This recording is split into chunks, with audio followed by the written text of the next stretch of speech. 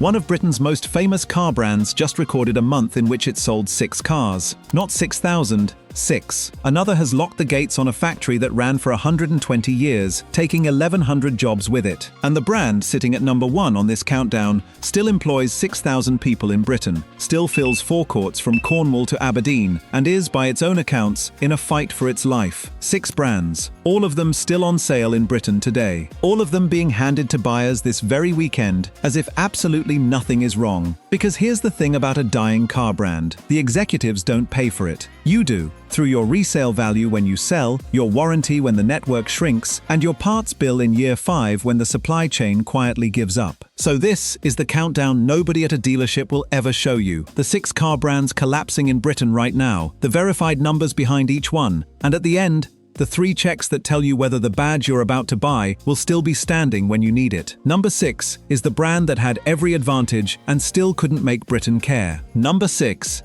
DS Automobiles. DS Automobiles was born with a silver spoon. Carved out of Citroën to be its premium wing, the plan read beautifully in a boardroom. Take proven engineering, dress it in leather and ambition, add genuine French design flair, and offer Britain a slice of luxury without the German invoice. And let's be fair, the cars themselves are not the problem. They're distinctive, the interiors are genuinely interesting, and on a forecourt full of lookalikes, a DS at least has a personality. But invented premium brands all die on the same hill, and DS has been camped on it for a decade. Luxury isn't bought with a spec sheet, it's bought with status. And status collapses the moment someone leans toward your bonnet, studies the badge, and asks the 6 words DS has never found an answer to. Isn't that just a fancy Citroën? Once that question exists, the premium evaporates, because nobody pays extra for a badge they have to explain. And the numbers show exactly where that leaves them. Through the early months of 2026, DS has ranked among the worst performing car brands in the whole of Europe. Not the worst premium brands, the worst brands, full stop,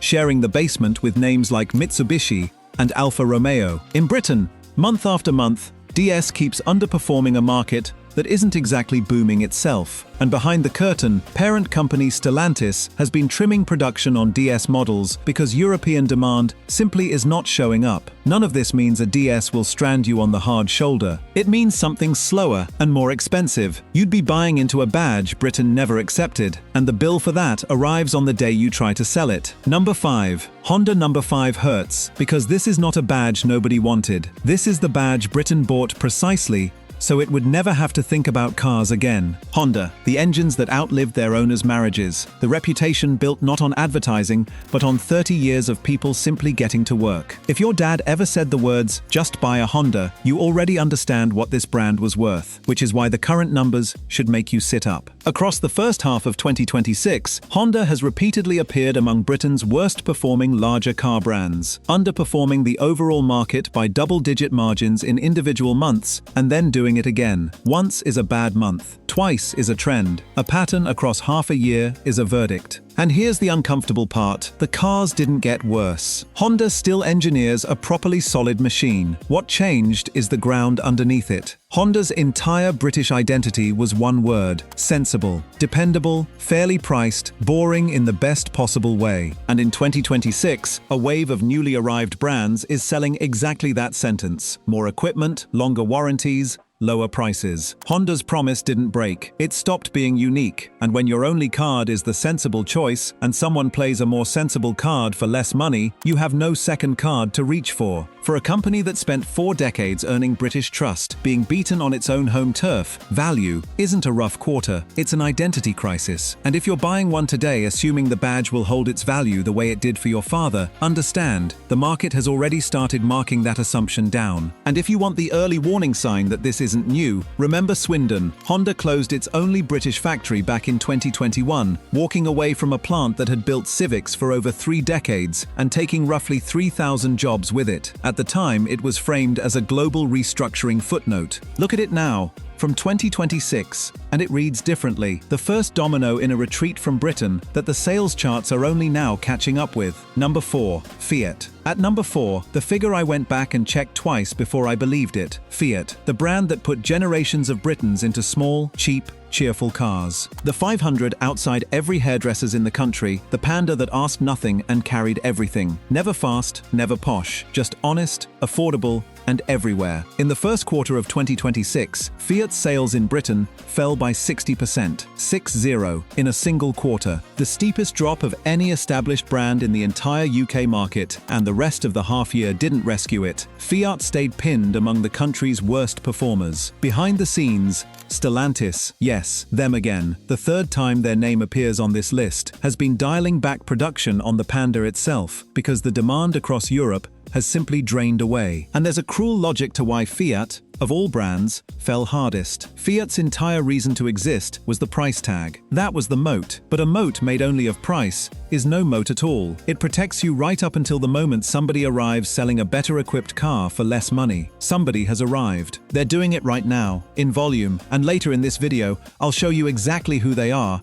and how fast they're moving, because they're not just Fiat's problem. They're the reason half this list exists. Halftime scoreboard, because the pattern is already forming. Number 6, a premium badge Britain never believed. Number 5, a trust brand undercut on its own promise. Number 4, a value brand undercut on its only promise. 3 different strategies, one identical result. And notice that not one of these brands built a bad car. The cars were fine, the positions collapsed. Now the top 3, where it stops being about positioning and starts being about institutions. Number 3 is not what you think it is. So let me be precise. Vauxhall is still selling cars in Britain. The showroom numbers are holding up respectably. This entry isn't about a badge nobody buys. It's about something quieter and, honestly, worse. A British institution being dismantled while its sales charts still look fine. For 120 years, Vauxhall built vehicles in Luton, through 2 world wars, through the funeral of practically every other British volume car maker. Grandfathers clocked in, then fathers, then daughters. Same gates, same badge. If you grew up in this country any time in the last half-century, you've sat in a Vauxhall, a Cavalier, a Carlton, an Astra, a Corsa. It wasn't a car brand so much as part of the national furniture, and the Luton story is over. Stellantis confirmed the closure, ending production and putting around 1,100 jobs on the line. The local council called the economic damage to the town substantial. The Unite Union called the decision a disgrace and a slap in the face of the workforce. And the reason the company itself pointed to matters enormously for where this video is heading, they blamed the UK's zero-emission vehicle mandate, the rules forcing manufacturers to sell an ever-rising share of electric cars, whether or not British buyers are actually choosing them, saying openly that the mandate was hurting their business model because the demand simply wasn't there. Within days of that announcement, the group's chief executive was gone, so the badge survives, but the thing that made Vauxhall ours, the British factory, the British jobs, has been switched off, with a government policy standing in the middle of the wreckage. And the company that made that call had its own catastrophic year, a £20 billion loss, the largest in motor industry history, plus an engine scandal sitting in millions of British cars. I've taken that entire story apart in a separate investigation. The card is on screen now if you want it after this. Because number 2 is the collapse that needs no parent company to explain it. Number 2 did it all by itself. Number 2, Jaguar. And now the entry that belongs in business school textbooks, the most spectacular self-inflicted collapse the car industry has ever produced. Jaguar. Say the name to anyone who loves cars, and watch their eyes change. The E-Type. The car a certain Enzo Ferrari is said to have called the most beautiful ever made. The XJ breathing down a country lane. The leaping cat on the bonnet as a small, silver declaration of who you were. Jaguar was never transport. It was biography. Here is what remains. In January of last year, Jaguar registered 783 cars in the United Kingdom. This January, 6, a 99.2% collapse, on the books of the SMMT, the industry's own statisticians. Let that sit for a second. A British luxury marque, in its own home market, moved 6 cars in a month. There are cul-de-sacs in Surrey holding more Jaguars than that. And it isn't one freak month. Across Europe, Jaguar has posted single months of 49 registrations, down from nearly 2,000 the year before. Globally, a brand that shifted more than 180,000 cars in 2018 delivered under 27,000 in its latest full financial year, an 85% collapse in 6 years, in peacetime, with no recession to blame. So who did this? They did, in stages, on purpose. Stage 1, they discontinued the entire range, XE, XF, F-Type, E-Pace, I-Pace, before any replacement existed, leaving dealers to greet customers in showrooms with literally nothing to sell. Stage 2, the rebrand, the Leaping Cat retired, and a launch film built around the slogan, "Copy Nothing," that contained, famously, no cars at all. Elon Musk needed 4 words to sum up the world's reaction. Do you sell cars? Stage 3, the aftermath, the chief executive gone, the UK dealer network reportedly shrinking from around 80 sites toward 20, reliability surveys placing the brand 29th of 32, and the new electric saviors not arriving in real volume for another year yet. If you're weighing up a Jaguar today, new or used, go in with open eyes. Exposed resale values, a servicing network moving further from your house by the quarter, and a genuine question mark over parts and support across the next decade. I've made a full investigation into exactly what this means for the value of every Jaguar on a British driveway. That card is on screen now. Because Jaguar, at least, is a small brand dying loudly. Number 1 is a giant, dying quietly. Number 1, Nissan. Number 1, the badge from the start of this video, is Nissan. And if that name feels too big for this list, that's exactly why it's at the top. This is not a boutique badge fading in dignity. This is one of the largest car makers on earth, 90 years old, selling cars in Britain every single day, employing around 6,000 people at the biggest car factory this country has, Sunderland, which is precisely what makes the numbers underneath so alarming. Start with the money. Nissan booked a loss of £3.8 billion in a single financial year, not a profit dip, a multi-billion-pound hole. And the response tells you how the company itself reads the situation. 20,000 jobs cut worldwide, 7 factories marked for closure, a fifth of global production capacity erased. Companies having a rough patch don't amputate, companies fighting for survival do, and the fight has reached the northeast. Sunderland, Britain's largest car plant, Nissan's only factory on the entire European continent, builder of the Qashqai, the Juke, and the electric Leaf, has had one of its 2 production lines shut down, all 3 models squeezed onto a single line, as part of a restructuring taking around 900 European jobs with it. Annual output has slid to roughly 273,000 cars, from a peak north of 500,000. The plant isn't closed, it's half the plant it was. And understand what Sunderland means before you file that away as just another factory statistic. This is the plant that built the Leaf, the first mass-market electric car ever manufactured in Britain. The plant governments of every colour have pointed to for 40 years as proof that British car making still works. When that site goes from 2 lines to 1, it isn't trimming, it's the flagship of British volume manufacturing operating at half its former heartbeat, and everyone in the industry knows exactly what that signal means. Now the market share chart, because this is where the real story hides. In 2016, Nissan held 5.6% of the British market. Today, 3.7%. And the names that took it should stop you cold. Chery, the Chinese group behind Omoda, and Jaguar, now holds almost 5% of Britain. MG sits around 4%. BYD is right behind at 3.5%. A 90-year-old global giant with 6,000 British employees is being outsold in Britain by brands most people here couldn't have named 2 years ago. One of them didn't have a single UK showroom then. Why does this land on you, the buyer? Because when a company this size fights for its life, the shareholders are the last to feel it. Owners feel it first. Warranty goodwill tightens, dealer counts shrink, parts lead times stretch, and resale values fall faster than the finance company's spreadsheet ever assumed. Buying a Nissan today is not automatically a mistake. Buying one without knowing all of this, that's the mistake. 6 brands, 6 collapses. But if you think you just watched 6 separate stories, look again. It's one story with 6 victims, and the mechanism has 2 jaws.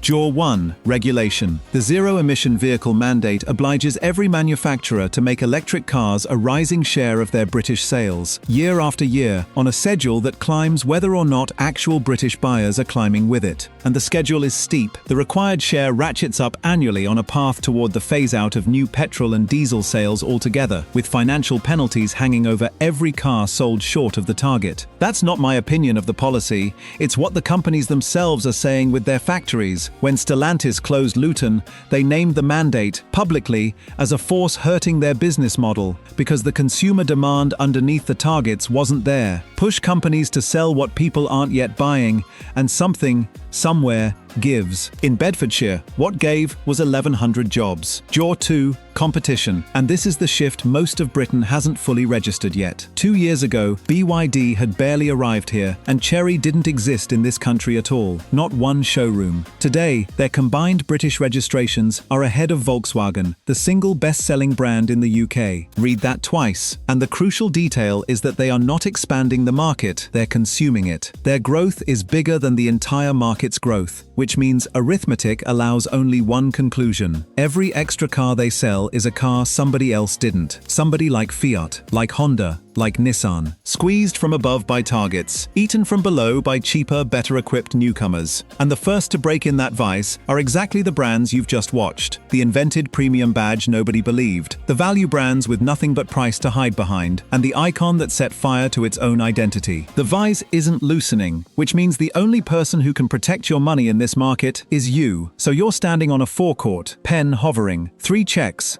worth more than any spec sheet, and they take 10 minutes combined. Check 1. Investigate the brand before the car. A brilliant car from a collapsing brand is still a bad purchase, because in 5 years, you'll be the one hunting discontinued parts and eating the resale loss. The SMMT publishes registration figures for every brand, every month, free. Look up whether the badge is growing or shrinking in Britain before you look at the wheels. Check 2. Count the dealers. This is the early warning light almost nobody reads. When a brand's UK dealer network starts contracting, the way Jaguar's has slid from around 80 sites toward 20, servicing moves further away, warranty work gets slower, and the ownership experience decays long before the headlines arrive. Ask how many franchise dealers sit within an hour of your home, then ask how many there were 3 years ago. The direction of that number tells you the truth. Check 3. Stress test the resale, especially on finance. PCP deals are built on a guessed future value, and the guess assumes a healthy brand. When a brand is shrinking, real-world values can fall through that guess, and that's precisely how people end up owing thousands more than the car is worth. If the badge is on this list, assume the pessimistic number, not the brochure number, and size your deal accordingly. 6 brands, 6 warnings. Every one of them sitting on British forecourts this weekend, being handed over as if nothing you've just heard is happening. A car is several £1,000s of your money parked outside your house. Make sure the company behind it will still exist when you want that money back. Now it's your turn, because this comment section sees what no boardroom does. Which of these 6 surprised you most? Do you own one? And have you already felt it? The falling part exchange offer, the dealer that closed, the service booked 3 towns away. Name the brand and tell the story, because your experience is the warning